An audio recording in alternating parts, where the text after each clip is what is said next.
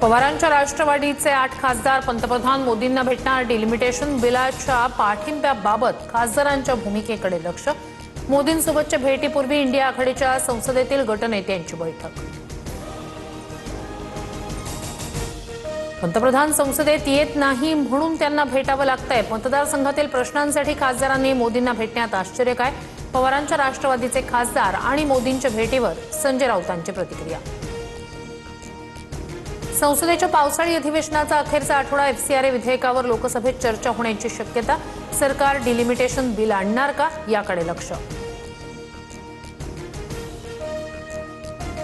राज्यात 30,000 शिक्षकांच्या भरती प्रक्रियेला 13 ऑगस्टपर्यंत मुदतवाढ। पवित्र पोर्टलवर पसंती क्रमांक भरताना उमेदवारांना तांत्रिक अडचणी। केवळ 2 दिवस नाही तर आठवडाभर मुदत द्या, उमेदवार आणि शिक्षक संघटनांची मागणी। कर्जमाफीनंतर शेतकऱ्यांना थकबाकी नसल्याचं प्रमाणपत्रही दिलं जाणार।